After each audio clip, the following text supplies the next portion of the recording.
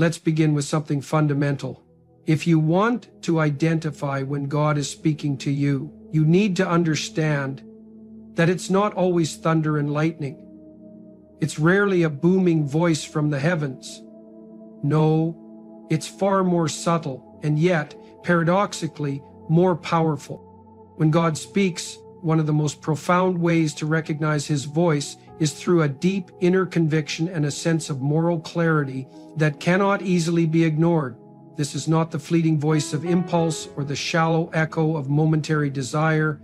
It is something far more substantial, an internal pull that is both weighty and persistent, guiding you toward what is true, good, and right. This inner conviction does not come lightly. It is often accompanied by a sense of responsibility that urges you to act in ways that align with truth, even when doing so is difficult or inconvenient.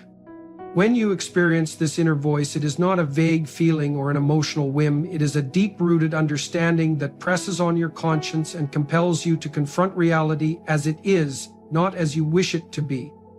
It calls you to live with integrity, to face the truths you may prefer to avoid, and to step into a higher moral standard.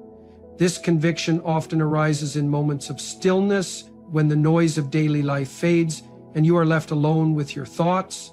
In these quiet spaces, you may feel a persistent awareness of the things in your life that need to change.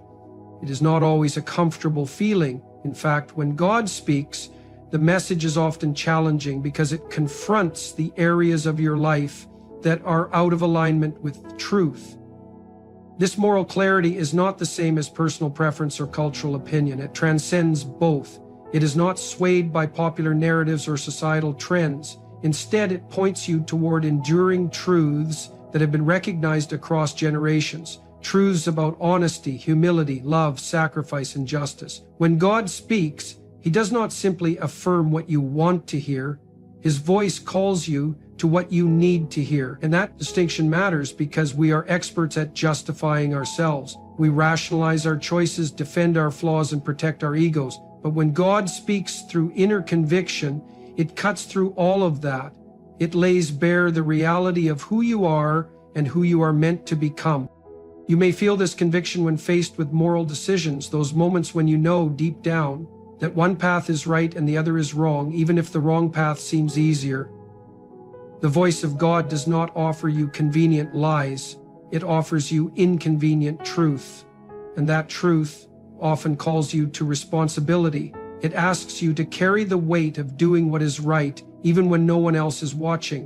When you feel compelled to tell the truth when a lie would be easier, or when you are drawn toward acts of compassion despite the cost, that is often the voice of God speaking through moral clarity. This conviction also arises when you are avoiding something you know you must face. It could be a broken relationship you need to mend, a habit that is destroying you, or a calling you have neglected out of fear. The voice of God does not allow you to remain comfortable in your avoidance. Instead, it persistently brings these areas to your attention, urging you to face them with courage and humility.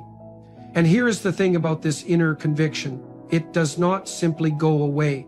You can try to suppress it, distract yourself from it, or explain it away, but it lingers. It waits for you in the quiet moments. It speaks to you when the world is silent, and it grows louder the longer you resist it. This persistence is one of the hallmarks of God's voice. Unlike fleeting emotions, which come and go, true conviction remains. At times, this conviction may feel like an internal wrestling match. You may resist it because it disrupts your comfort. You may push against it because it demands change. But the fact that you feel that internal struggle is itself a sign that something significant is happening. If the voice you are hearing is only telling you what you want to hear, it is unlikely to be God. His voice challenges you. It confronts the parts of yourself that need refining. It is not there to stroke your ego. It is there to shape your character. Recognizing this inner conviction requires honesty with yourself. It is easy to dismiss the voice of God when it conflicts with your desires. But if you are willing to listen, you will notice that the message of moral clarity is not random. It is consistent with a higher moral order. It does not pull you toward selfishness or deception. It draws you toward truth and virtue. And when you follow that voice, you begin to see its fruits: greater peace, deeper relationships, and a life grounded in purpose. Listening to the inner conviction of God's voice also means paying attention to those moments when you feel deeply called to do something beyond yourself. It may be a call to serve others, to speak truth in a situation where silence is easier, or to pursue a path that demands courage and integrity. This call is not rooted in ego or self-glorification. It often requires sacrifice, but when God speaks, He draws you toward what is meaningful rather than what is expedient. This process is not always straightforward. There are times when you will question whether the conviction you feel is truly from God or simply your own thoughts. But here is the test. Does it align with truth, wisdom, and goodness? Does it call you to become more honest, more compassionate, and more responsible? And does it persist quietly but firmly despite your attempts to ignore it? If the answer to these questions is yes, then you may be encountering the voice of God. The challenge is not simply hearing this voice, it is responding to it, because once you recognize it, you are faced with a choice.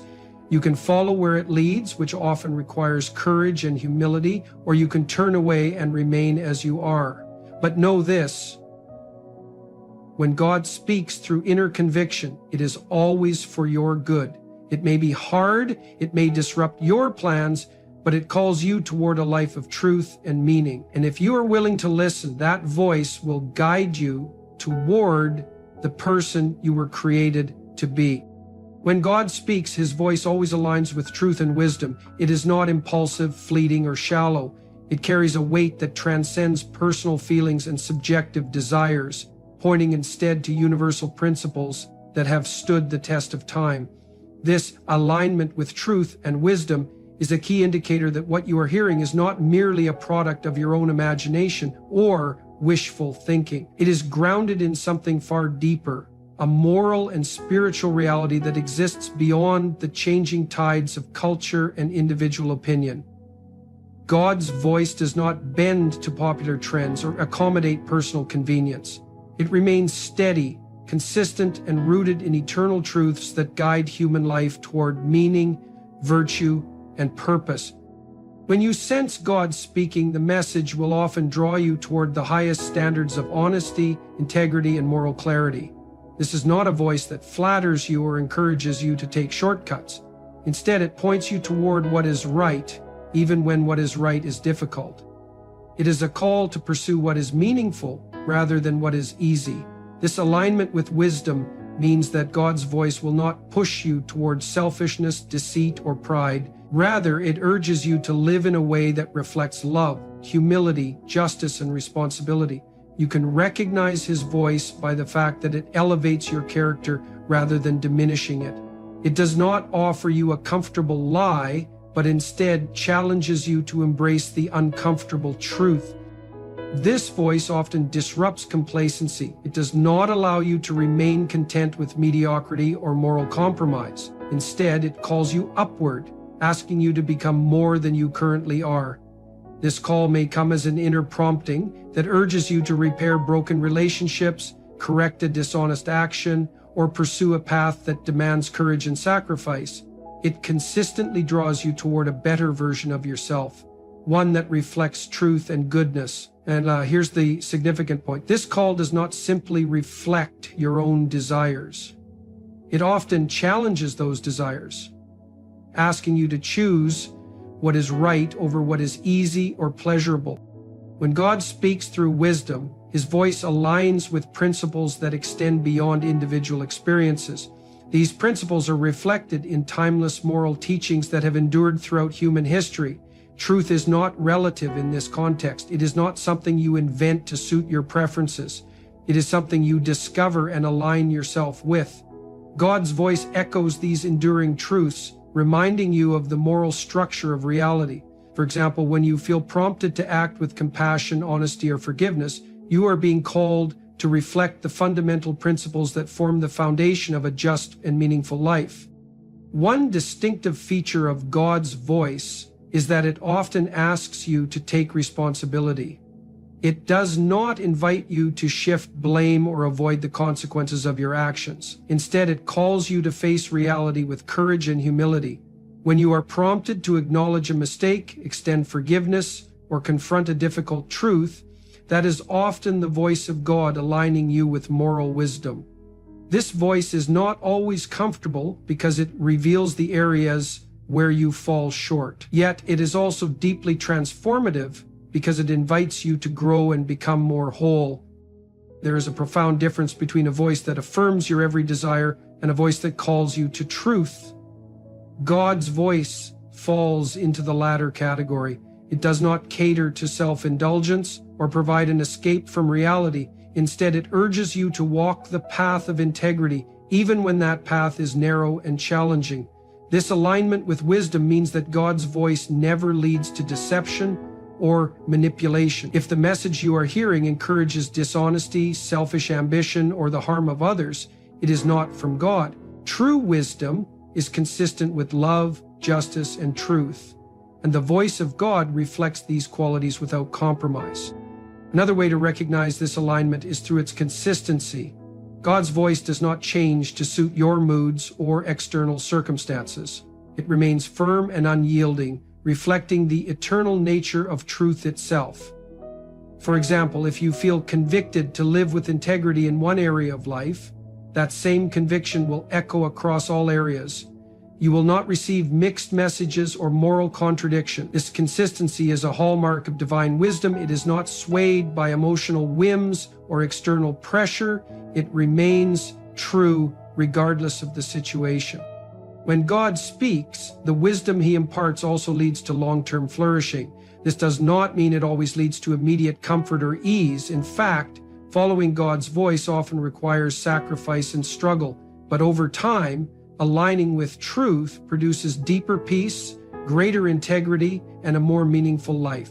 For example, the call to forgive someone who has wronged you may be painful in the moment, but it ultimately frees you from the burden of resentment. Similarly, the call to pursue honesty, even when dishonesty seems advantageous, preserves your character and builds trust. God's voice directs you toward choices that bring lasting wholeness rather than temporary gain. It is also important to recognize that God's voice aligns with wisdom beyond personal experience. There are moments when you may be prompted to act in ways that you do not fully understand at the time. Yet upon reflection, you can see how those actions were consistent with a larger moral and spiritual framework. For example, you may feel a nudge to help someone in need, or to speak the truth in a situation where silence would be easier. In the moment, the reason may not be clear, but the wisdom becomes evident over time as you see the impact of those actions unfold. This alignment with wisdom requires you to be discerning. It is easy to confuse personal desire with divine guidance if you are not careful. The question to ask yourself is whether the message aligns with timeless truths. Does it call you to greater honesty, humility, and love? Does it challenge you to take responsibility for your life and the lives of those around you? Does it remain consistent over time, even when it is inconvenient? These are the markers of God's voice. It is not a voice of confusion or chaos. It is a voice that brings clarity, direction, and purpose rooted in unchanging wisdom. When God speaks, his voice is often persistent and clear in a way that cannot be easily ignored. It is not a passing thought or a fleeting emotion. Instead, it lingers, quietly pressing on your heart and mind over time. This persistence is a defining characteristic because it reflects the nature of divine communication, a voice that does not fade with distraction or busyness. When something is from God, it remains with you, resurfacing even when you attempt to push it aside. It does not disappear simply because you are unwilling to confront it. Instead, it continues to call you toward truth and action, patiently urging you to respond.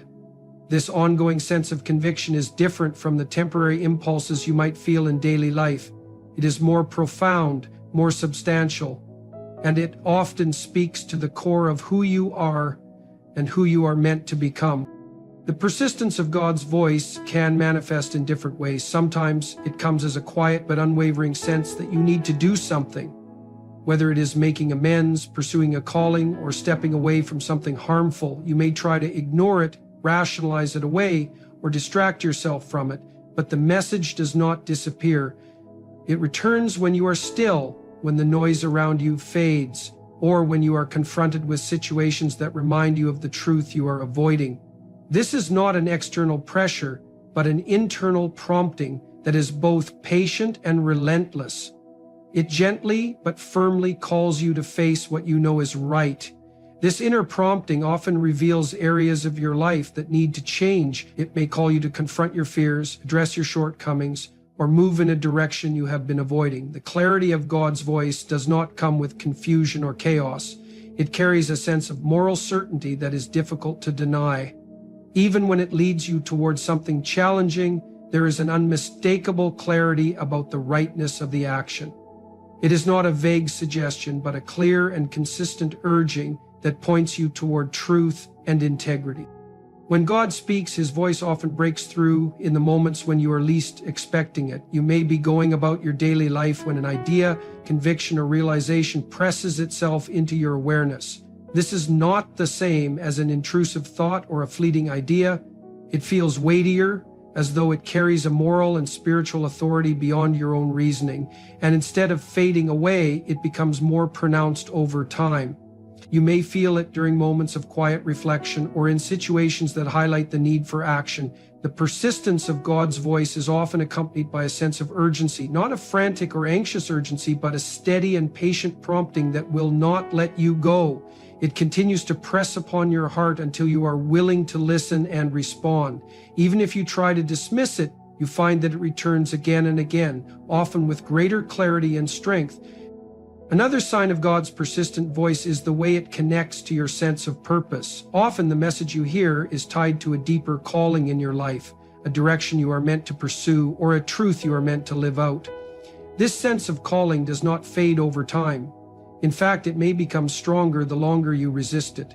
You may feel drawn to a specific action or path, even when it is difficult or unclear how it will unfold. Yet, despite any uncertainty, the message itself remains clear. God's voice is not ambiguous when it comes to the essentials of truth and goodness. It calls you to be honest when dishonesty would be easier. It urges you to forgive when resentment feels justified. It compels you to act with integrity even when no one is watching. These promptings may seem inconvenient or challenging, but their persistence is evidence that they are not mere human thoughts.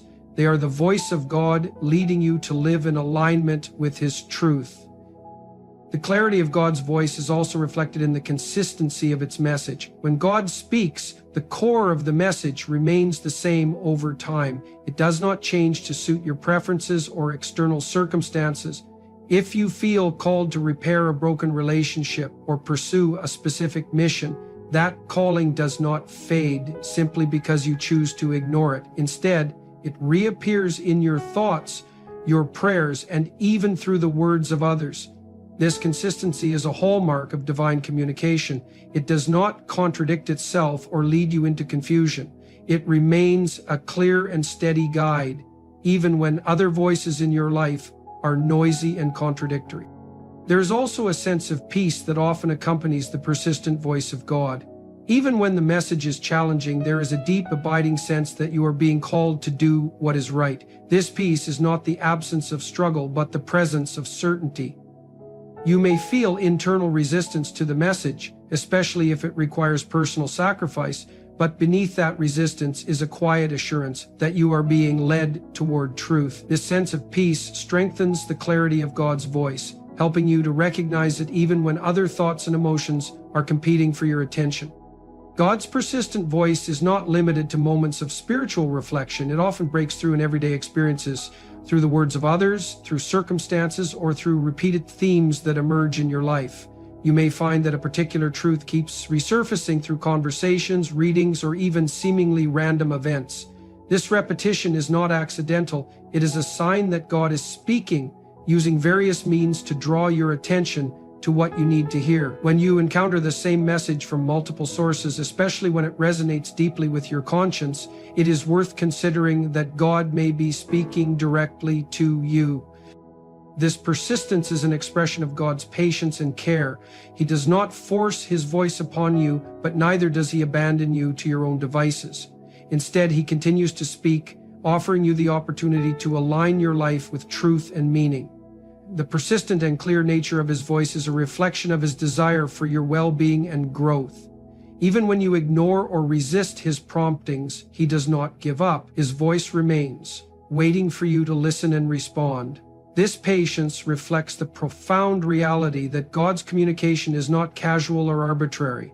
It is an invitation to live in alignment with the deepest truths of existence. When God speaks, his voice often brings a profound sense of peace and reassurance, even in the midst of uncertainty or turmoil.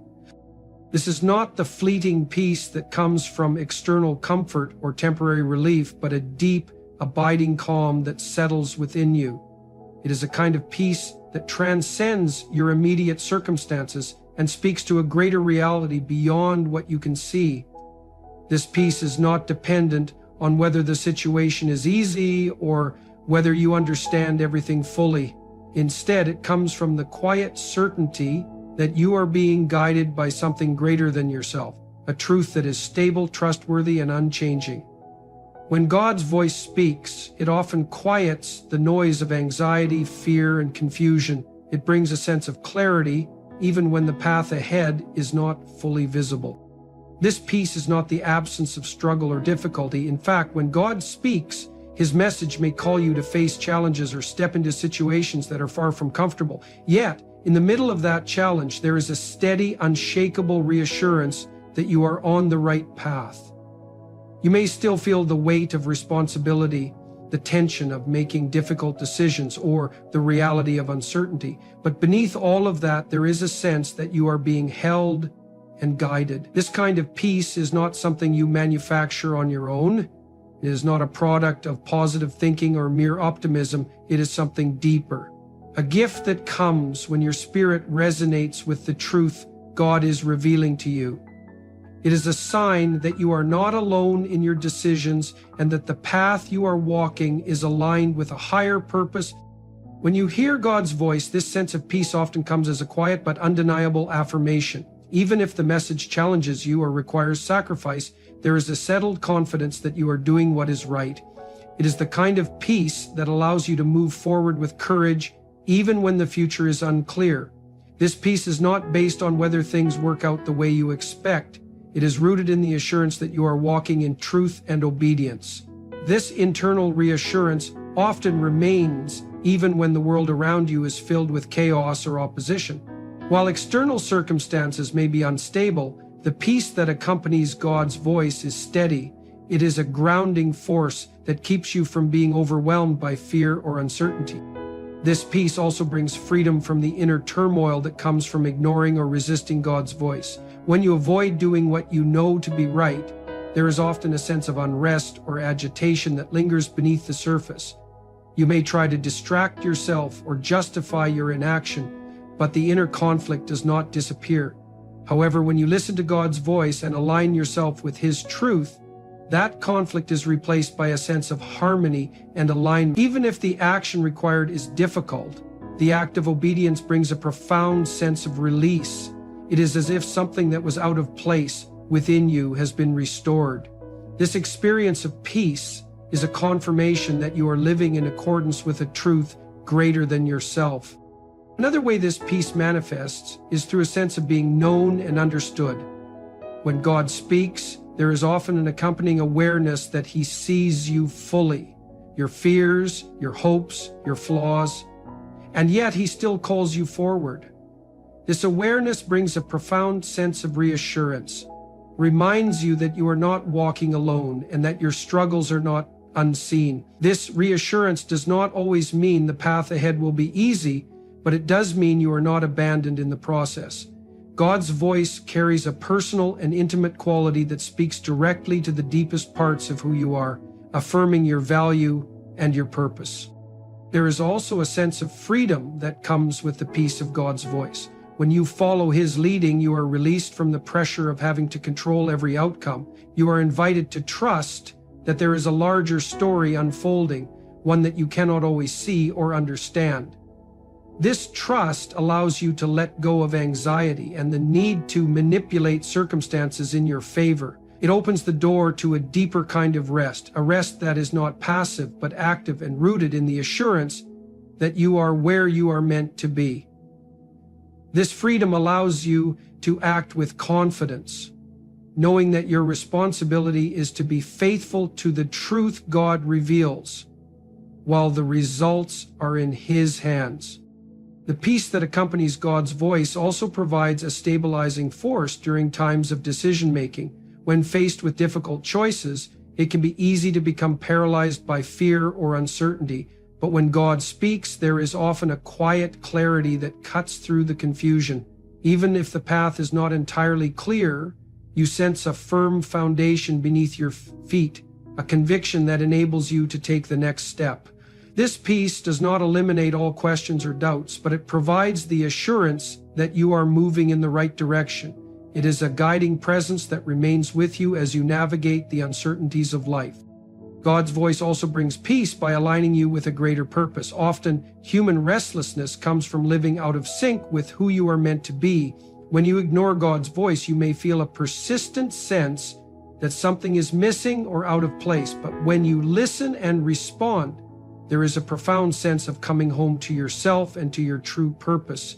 This alignment brings a kind of wholeness that nothing else can provide. It is not based on external success or validation, but on the deep knowledge that you are walking in step with the truth. This peace is not always immediate, but it is enduring. When you first hear God's voice, you may feel a mix of emotions: relief, fear, excitement, or hesitation. But as you continue to follow His leading, the peace grows deeper and more rooted. It is a peace that sustains you over time, providing strength and confidence even when the journey is long. This lasting peace is a sign that the voice you are hearing is not your own invention or a passing thought, but the voice of God inviting you into a life of greater truth, freedom, and meaning. When God speaks, His voice often leads to positive transformation and spiritual growth.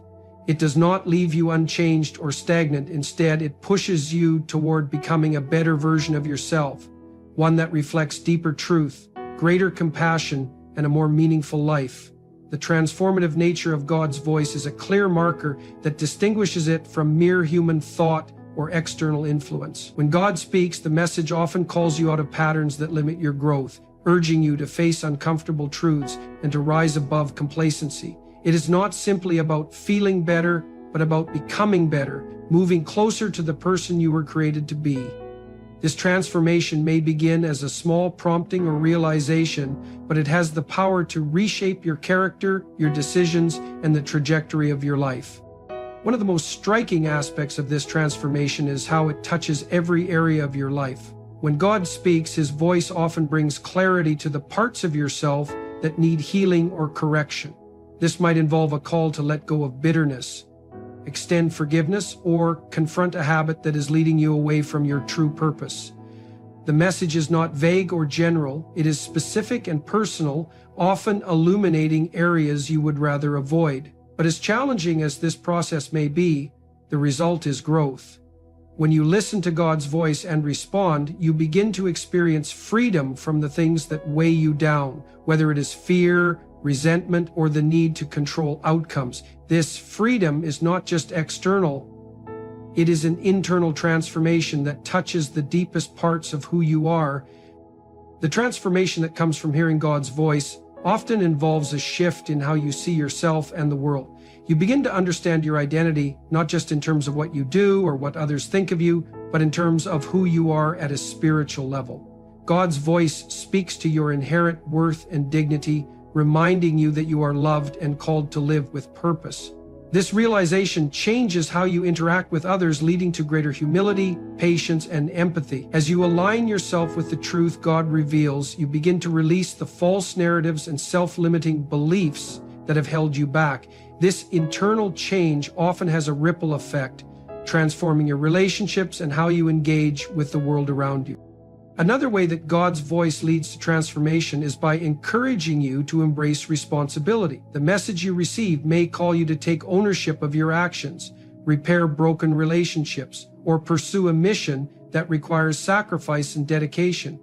This call to responsibility is not a burden, but an invitation to grow. It challenges you to move beyond self-interest and to consider how your choices impact others. In doing so, you become more aware of the interconnectedness of life and your role within it. God's voice does not indulge selfishness or promote an easy life. Instead, it calls you to carry the weight of meaningful work and to invest yourself in pursuits that bring about genuine good. This commitment to responsibility fosters maturity and resilience, strengthening you for the challenges you will inevitably face.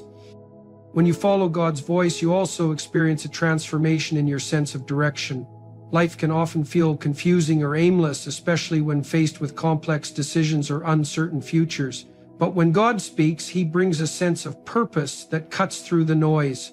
This purpose may not be fully revealed all at once, but it offers a guiding light that helps you navigate the unknown. You begin to see your experiences both joyful and painful as part of a larger story being written. This awareness gives you the courage to keep moving forward, even when the path is unclear. The voice of God does not promise ease, but it does promise meaning, and when you walk in alignment with that meaning, your life takes on a richness and depth that is impossible to find through shallow pursuits. Another mark of transformation is a growing desire to serve others. When God speaks, His voice often directs you to look beyond yourself and to consider the needs of those around you. This shift is not merely behavioral, it reflects a deeper change in your heart. You begin to see people not as obstacles or means to an end, but as individuals with intrinsic worth. This leads to a life marked by generosity, compassion, and a willingness to extend grace. The transformative power of God's voice moves you from a posture of self-centeredness to one of service. It reorients your priorities, prompting you to invest in things that have eternal value rather than fleeting gratification. This outward focus does not diminish you, it expands you, allowing you to become a source of healing and hope to others. The transformative nature of God's voice also reveals itself through inner healing. Many people carry wounds from past experiences, pain that lingers beneath the surface and shapes how they live. When God speaks, His voice often brings these wounds to light, not to condemn or shame, but to heal. You may feel prompted to confront painful memories, release long-held grievances, or seek reconciliation. This process can be difficult, but it ultimately leads to freedom. God's voice does not leave you trapped in your past. It invites you to step into a new reality where your identity is not defined by your mistakes or your pain. This healing touches the deepest parts of your soul, allowing you to live with greater joy, peace, and wholeness. A key element of spiritual growth through hearing God's voice is the development of wisdom. When God speaks, His message often challenges you to think deeply and discern carefully. It does not offer simplistic answers, but invites you into a process of reflection and growth. As you listen and respond, you begin to see life with greater clarity. You become more attuned to the nuances of human behavior, the complexities of moral choices, and the subtle ways that truth reveals itself. This wisdom is not just intellectual, it is practical and lived. It shapes how you approach your work, your relationships, and your inner life. It equips you to make decisions that align with truth and goodness, even when those decisions are difficult or unpopular. Finally, the transformation that comes from hearing God's voice is often marked by a deepening sense of peace and joy. This is not the shallow happiness that comes from external success, but a profound contentment that arises from living in alignment with truth. Even in the face of hardship, you experience a quiet joy that cannot be shaken by circumstances. This joy is rooted in the awareness that your life has meaning and that you are deeply loved. It is a joy that grows as you continue to listen, follow, and allow yourself to be transformed by the voice of God. This transformation is ongoing, a lifelong process that continually draws you toward greater freedom, love, and purpose. Let's talk about something most men don't often say out loud, but almost every man has thought about at some point: the idea of finishing on a woman. Now, I get it. Just hearing that might bring up different emotions. Some women may feel unsure, others might feel a bit uncomfortable, and some are simply intrigued. But here's something many don't realize. This desire isn't just about what it looks like on the outside. It's not about being careless, rude, or treating someone with disrespect. In many situations, it's actually the opposite. For a lot of men, this act holds emotional meaning. It's about freedom, passion, deep craving, and a kind of emotional closeness. It's a moment where his feelings and attraction are so intense he doesn't want to hold anything back. It's unfiltered. It's truthful. It's a release of control that silently says, I trust you with my deepest form of pleasure. And ladies, when a man holds this kind of fantasy involving you, it's not only because he finds you attractive. It's about the energy you give him. It's how you make him feel wanted, accepted, and truly understood. It's the emotional comfort you offer alongside your sexual assurance that pulls him in. That kind of presence, it's strong, it's lasting. And when you truly understand what's behind this fantasy, you unlock a deeper path to connection. Because in that moment, you're not just someone he's physically interested in, you become the person he feels safe enough to fully give himself to. You become the space where he wants to disappear into, completely and without hesitation. So today we're talking about the real reasons why this fantasy is common for many men. And those reasons go far beyond just what happens in bed. They're about emotional bonding, hidden needs, and the type of closeness that makes a man keep coming back to you in his mind. There's something inside the male brain tied to an old instinct to leave a mark, not in a harmful or controlling way, but in a meaningful emotional sense. When a man dreams about finishing on a woman, what he's often really wanting, whether he realizes it or not, is to feel accepted and to feel like he belongs there. He wants to experience the sense that he landed in a place where his presence, emotionally and physically, is fully embraced. It's like his body saying, you are the destination of my desire. That's not small. That means something. In today's society, we're told to stay clean, tidy, and in control, even in the most intimate situations. But deep inside, every man carries a wilder side, a part that just wants to be free, unfiltered, and raw. When he imagines this act, he's not only picturing a split second of excitement, he's visualizing what it would be like to be so welcomed, so accepted, so at ease with you that nothing needs to be restrained. You become the place he wants to release in, not out of recklessness, but from emotional comfort. It also acts like a symbol in his mind. In that moment, it's as if the act is silently saying, she's mine, not in a possessive or overbearing way, but in a way that honors your connection. It's like a personal sign, a moment that shows just how much he desired you. It's intimate, real, and meaningful. In that moment, you're not just part of the scene, you're the reason behind it. You're the one who brought out that intense reaction in him, and that makes a man feel something deep, something unforgettable. Now, here's something crucial. This kind of fantasy doesn't come up with every woman he's been involved with. It usually shows up when he feels truly seen, completely safe, and deeply bonded, when he looks at you and knows he won't be judged, when he senses that you welcome not only the soft and loving parts of him, but also the rough, untamed ones. That's when he lets go. That's when he reveals who he really is. That's when he stops trying to perform or impress and just gives in, because he knows you won't think less of him. In fact, you'll likely see him as even more of a man. That's the hidden layer of this fantasy. It's about creating a moment that becomes a memory. When he finishes on you, it's not just about what happens physically. It becomes etched into his mind as a moment of total trust. A moment where he felt strong yet safe enough to fully surrender. A moment when you didn't just allow his desire, you embraced it confidently. And that kind of moment is rare, it's intense. It stays with him. Something that often goes unnoticed in intimacy is that for a man to completely let go, he needs to feel a deep level of trust. And when it comes to this kind of fantasy, it's not simply about sex. It's about emotional safety.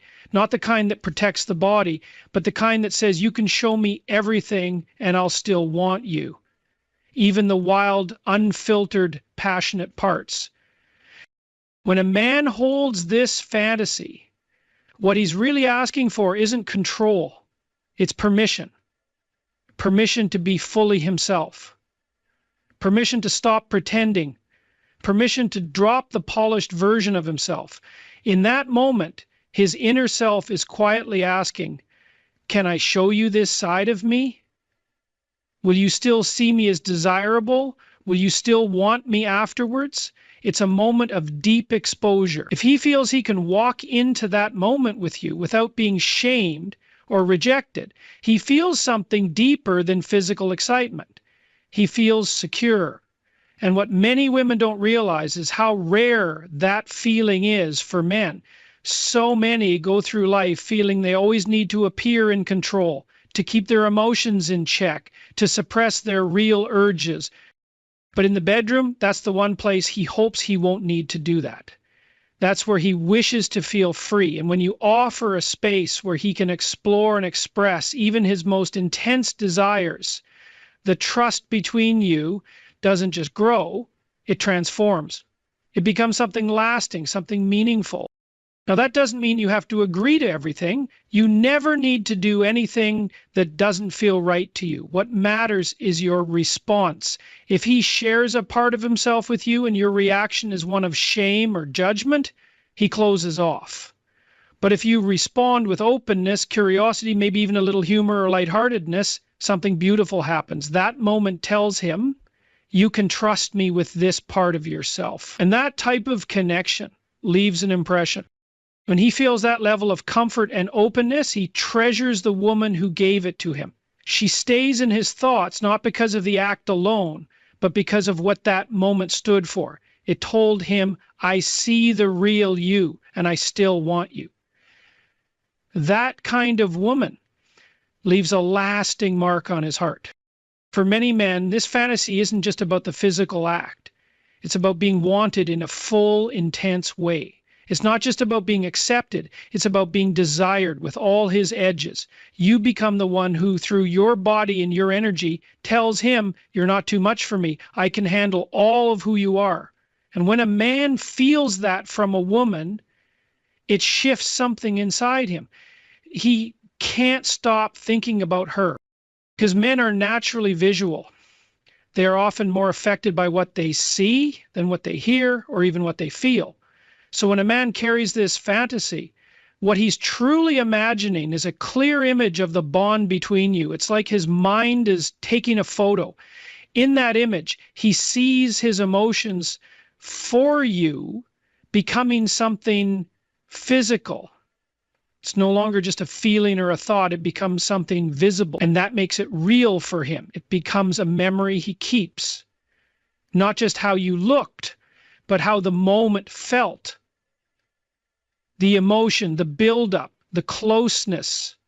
That single experience becomes part of his emotional world, something he replays, not just because of the act, but because of what it meant.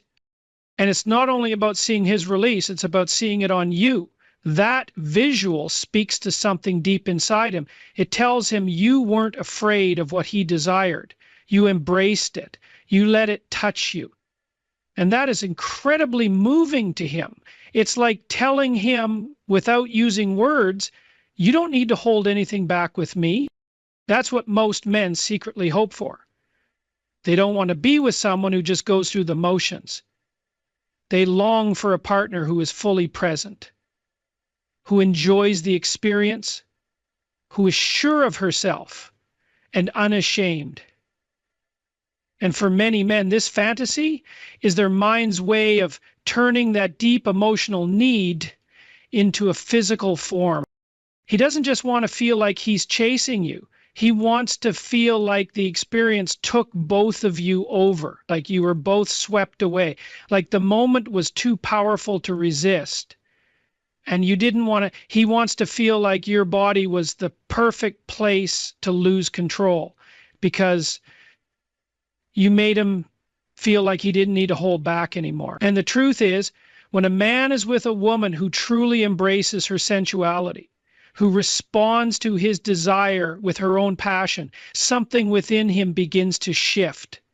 He becomes enchanted, not just physically, but emotionally as well. because that kind of openness and total acceptance is rare. And when a man feels that, it leaves a lasting mark. You become more than just a partner. You become a powerful longing he can't stop returning to in his mind. The truth is, this act isn't about disrespecting you. It's actually his way of honoring the connection between you both.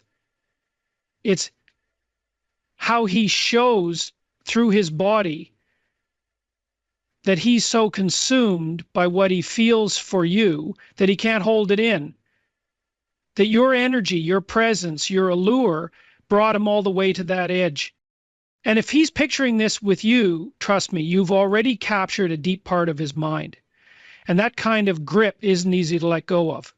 Something shifts inside a man when he senses that his pleasure matters to you as much as yours does. And this is one of those fantasies that, surprisingly, makes him feel cherished.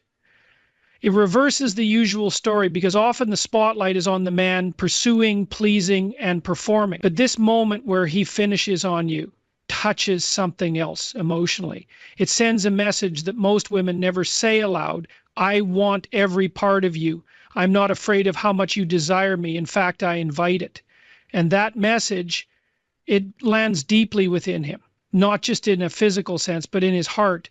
Because all of a sudden, it's not only about what he can do for you, it's about being so embraced that you genuinely want him at his most exposed and real. That sort of acceptance doesn't just arouse a man. It makes him feel truly understood. And here's where it reaches even further. Many men carry this silent burden of always needing to stay composed, to control what they feel, to never seem overly emotional, too chaotic, or too needy.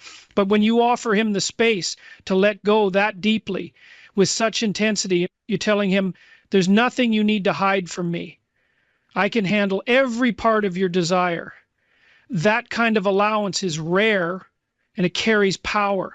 It's the kind of thing that stays with him for a long time. Here's something a lot of women don't always realize. When you treat a man's pleasure as meaningful, as something valuable, not something to just tolerate, but something to fully embrace, he begins to connect you with emotional comfort. He starts to soften around you, feel more loyal, because you've created a place where he doesn't have to earn love, just gets to be himself. Think of it like this. Women are constantly told they deserve to feel admired, to be adored. And of course, that's true. But men want that too. And even though most won't say it out loud, being wanted physically is often the only way they allow themselves to feel that deep emotional need. This fantasy makes him feel like you want him that much that you not only accept his desire, but also accept how he expresses it. No shame, no mask, no fake walls, just real and open passion that's fully welcomed. And here's the beautiful thing. When a man feels that kind of safety, emotionally and physically, he begins to open up more. He gives more, pays closer attention, becomes more emotionally available, because he's no longer stuck in his head over whether he's doing things right. He simply allows himself to be. And that's where genuine closeness begins. So yes, when he thinks about finishing on you, he's not only thinking about the act itself, he's also yearning for that emotional release, the feeling of being with a woman who gets him, who doesn't just allow intimacy, but makes it even more profound. When a man fantasizes about finishing on a woman, it usually represents something far deeper than just lust. It reflects being overwhelmed with attraction, so much that he literally can't hold it back. It's raw, it's intense, and most importantly, it's not something he fantasizes about with just anyone.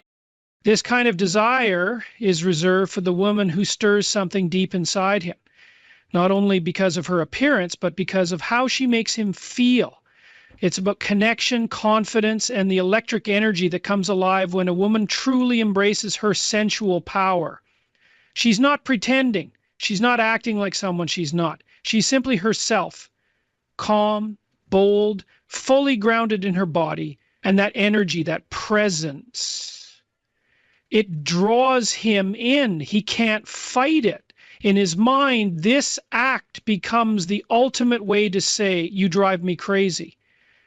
It's not about having control or using some method. It's about surrender, and men don't surrender unless they are deeply pulled in.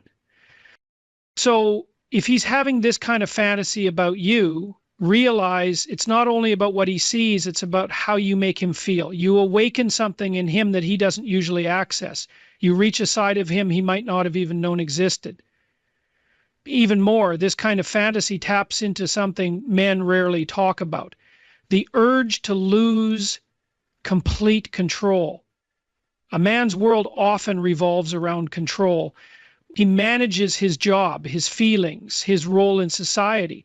But when he's with a woman who excites him this much, that control begins to vanish. And oddly, giving up control like that is what gives him a true sense of freedom.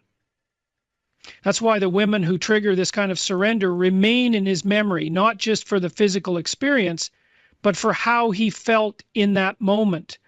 And the truth is, it doesn't take something wild or dramatic. It just takes being fully present. When you show up in that moment with real focus, when you meet his passion with your own, when you reveal that you want him too, you transform that experience into something unforgettable. That's what he's really craving. A moment where the world fades away and it's just the two of you immersed in a rare kind of fire.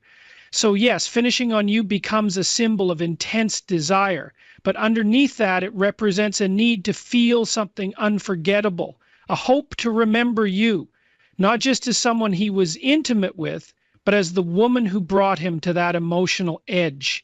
And once you've led him there in such a powerful way, he'll want to return again and again. To sum all of this up, when a man imagines finishing on you, it's not only about the physical action. It's about the feelings behind it, the trust, the openness, the longing to let go, to connect, and to feel fully accepted. It's about being with a woman who not only allows his passion, but welcomes it. A woman who lets him release and still feel valued, respected, and secure. That kind of fantasy is never about shame. It's about emotional depth, and it can only happen when there's a strong emotional energy moving between you both. Here's what I hope stays with you after hearing this. You never have to agree to anything that doesn't feel right.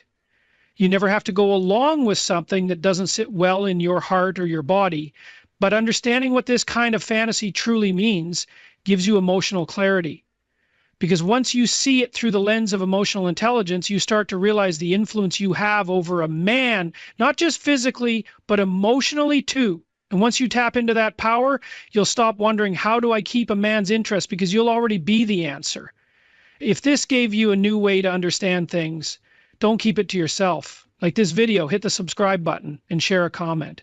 Whether you've experienced something like this before, or you're ready to discover it for yourself, this space is here to support you in becoming the most confident, magnetic, and unforgettable version of yourself.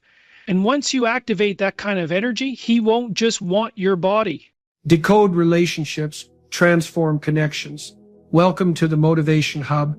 You need to understand something. When God removes a narcissist from your life, it is not rejection, it is divine redirection. You weren't abandoned, you weren't discarded, you were rescued. When God removes a narcissist from your life, it's easy to feel a deep sense of loss, confusion, or even guilt. You may question why things ended the way they did, why the person who once seemed so invested in you could discard you so easily, or why you feel both relief and pain at the same time. But what you must understand is that this separation is not a punishment, it is protection. A narcissist does not form real bonds, they form dependencies. Their affection is conditional, their love is transactional, and their loyalty is non-existent. They do not build relationships, they build arenas where they can exert control. And the moment you start to see through their tactics, the moment you begin to reclaim your power, they will either discard you or tighten their grip in an attempt to re-establish dominance. But God saw what you could not. He saw the emotional exhaustion you were enduring, the slow erosion of your self-worth, the way you second-guessed yourself in conversations, wondering if you were overreacting or imagining things. He saw the way they used your kindness against you, how they manipulated your empathy to make you question your own perceptions. He saw how they kept you in a cycle of hope and despair, giving just enough to keep you holding on but never enough to truly fulfill you. He saw how they isolated you, maybe not physically, but emotionally, making sure that your world revolved around them, their needs, their validation. He saw how they made you feel small so they could feel big, how they drained you while pretending to pour into you, and so he intervened, not in a dramatic way, not with lightning and thunder, but in subtle shifts and revelations. Perhaps it was a moment of clarity, where you suddenly saw them for who they truly were. Perhaps it was an event that exposed their lies, their double life, their complete lack of empathy. Perhaps it was an unbearable weight that made you realize you could no longer live this way. Whatever it was not by accident. It was divine intervention, pulling you out before you lost yourself completely. Now in the aftermath you may feel abandoned, as if the person you loved never truly existed. That's because they didn't. The version of them that drew you in, the one who mirrored your desires and made you feel like you had finally found something special, that was a performance. It was a role they played to secure your trust, to make you believe that they were everything you had been searching for, and once they knew you were invested, the mask slipped. The person you see now, the one who is cold, dismissive or even cruel, that is who they always were. You were not loved, you were used, and when you started to see the truth, when you stopped reacting the way they wanted, when you no longer fed their ego with your pain, they saw no more use for you. But that is where their mistake lies, because they believed they had control over your story. They believed they could dictate how you saw yourself, how you moved forward, how you processed the pain they inflicted. What they didn't realize is that they were never in control to begin with. God was, and he removed them not because you weren't strong enough to endure them, but because you were never meant to. You were meant for more than constant self-doubt. You were meant for more than walking on eggshells. You were meant for more than being someone's emotional prisoner. The separation may feel like a breaking point, but it is actually a turning point. It is the moment where you reclaim yourself, where you break free from the illusion they created, where you finally understand that losing them was not a loss, it was salvation. And though it may take time to heal, to unlearn the damage they caused, to rebuild what they tried to tear down, know that you are no longer in the grip of someone who was never capable of truly loving you. You are free, and in that freedom, you will find everything they tried to convince you was impossible. A narcissist thrives on deception. Their entire existence is built on illusion, an illusion of confidence, of superiority, of charm. But the truth is, beneath that carefully crafted mask lies an overwhelming emptiness, an unbearable void they desperately try to hide. When you were in their life, you served as a mirror that reflected back to them the image they wanted to see. Your admiration, your attention, even your pain, it all fed their sense of self-importance. They needed you not because they valued you as a person, but because they needed an audience, someone to validate their false identity. Without that, they are nothing.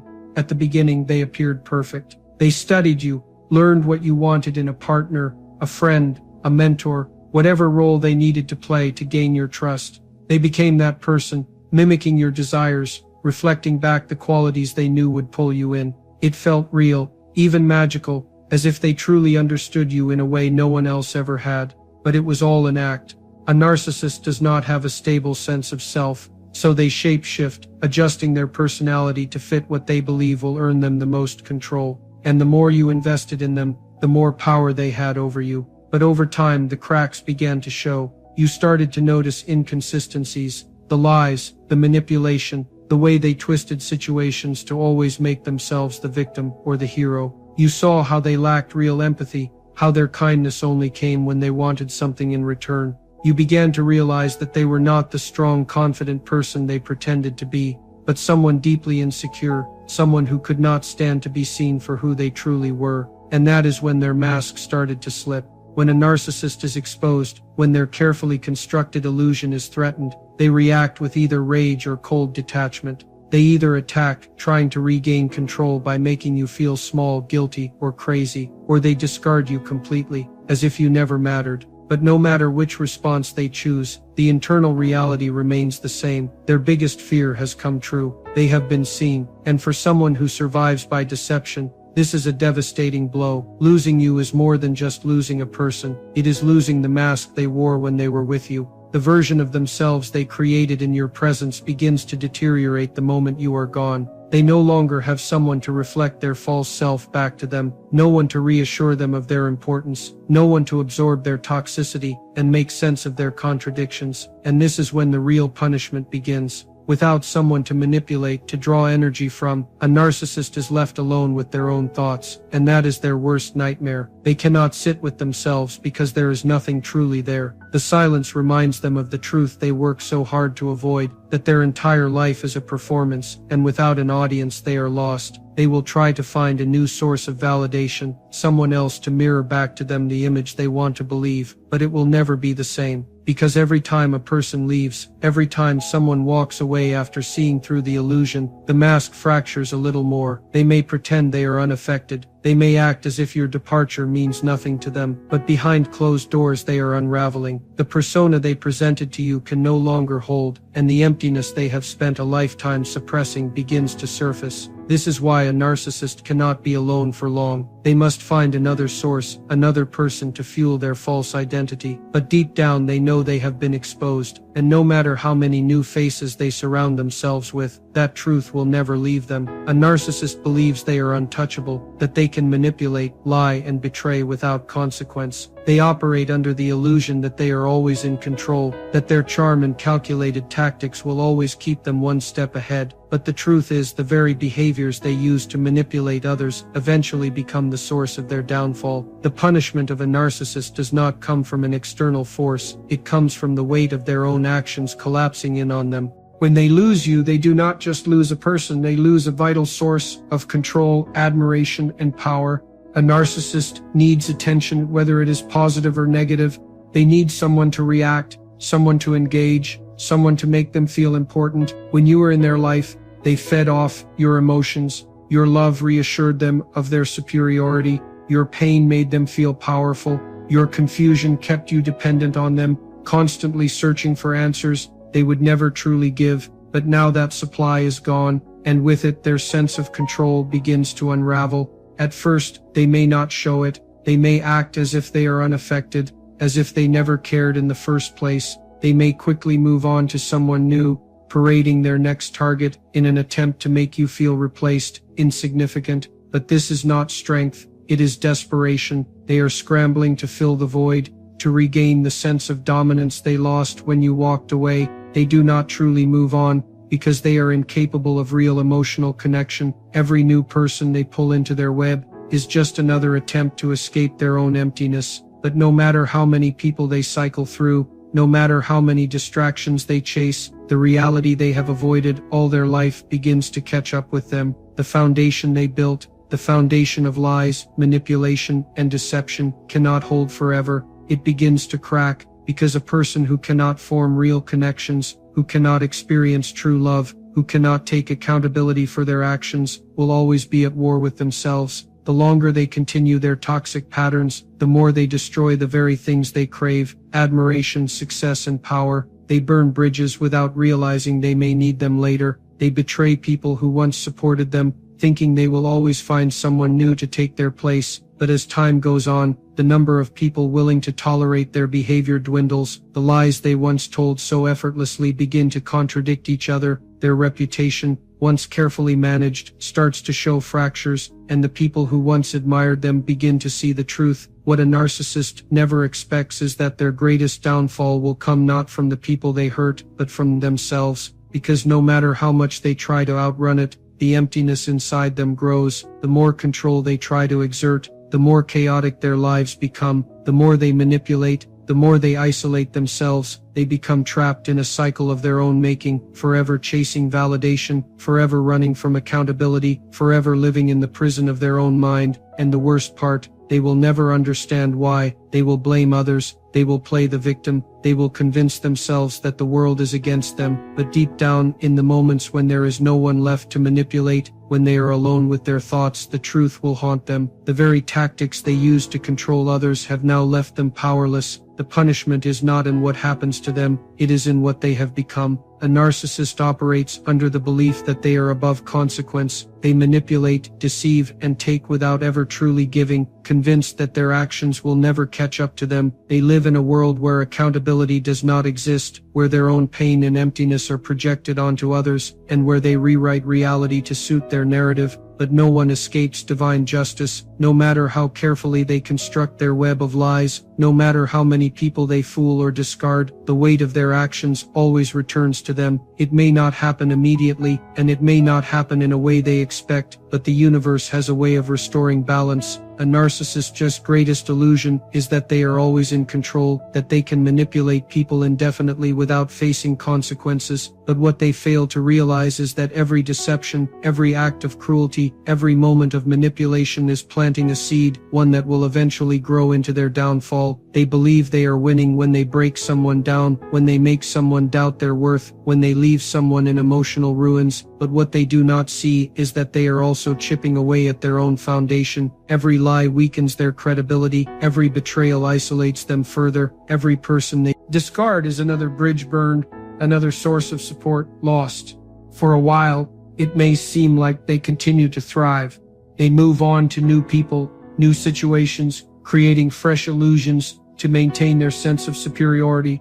They may even appear to be succeeding, getting into new relationships, securing new opportunities, presenting themselves as more powerful than ever.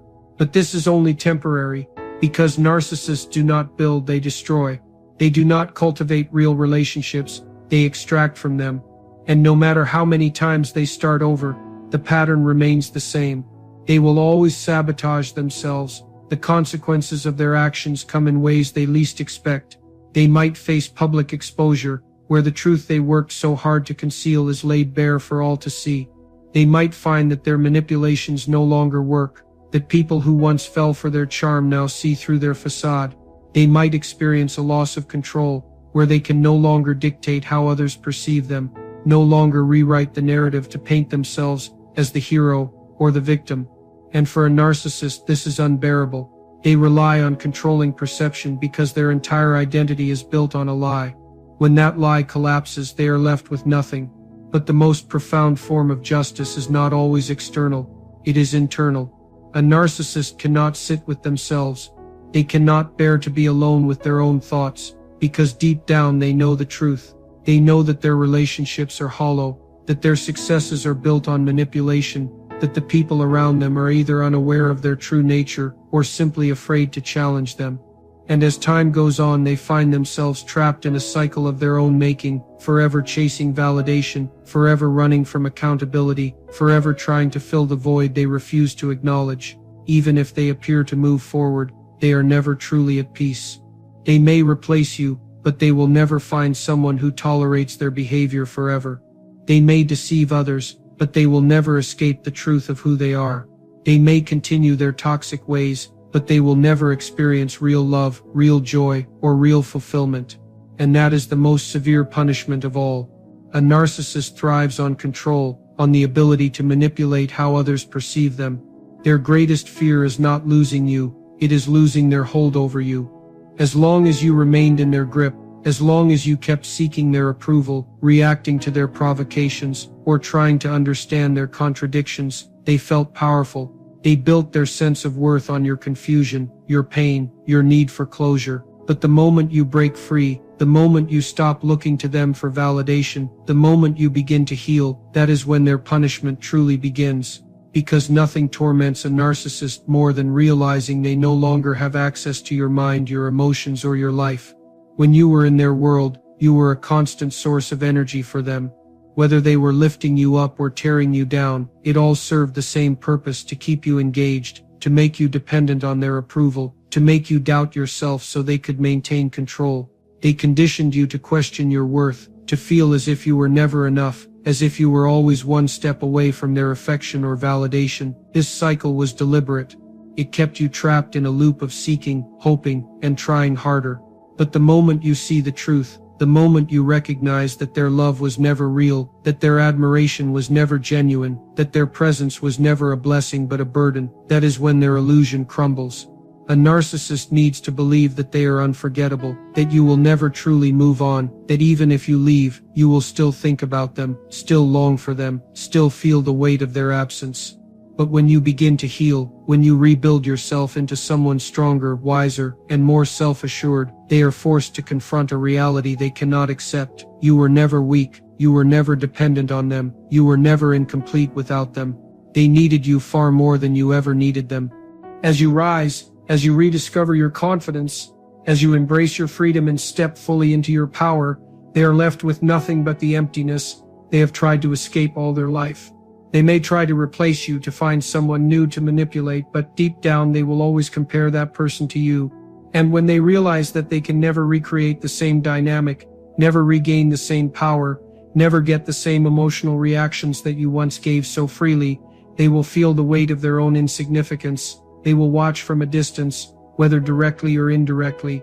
They will check your social media, ask mutual friends about you, or even attempt to reach out in subtle ways, just to see if they still have an effect on you. But when they see that you are thriving, that you are at peace, that their absence has not broken you but has instead set you free, they will feel a torment unlike any other, because for a narcissist, the idea that they were just another chapter in your story, rather than the defining moment of your life, is unbearable. They will try to downplay it, pretend that they do not care, that your success means nothing to them, but the truth will eat away at them, because the greatest revenge, the greatest justice, the greatest punishment for someone who spent their life trying to control and destroy others, is knowing that the one person they could not break is the one person who became stronger without them. A narcissist spends their life carefully crafting an image, a false self that they present to the world. They manipulate others into believing they are confident, successful, and in control, but this is all a performance, a fragile illusion that requires constant reinforcement. When you were in their life,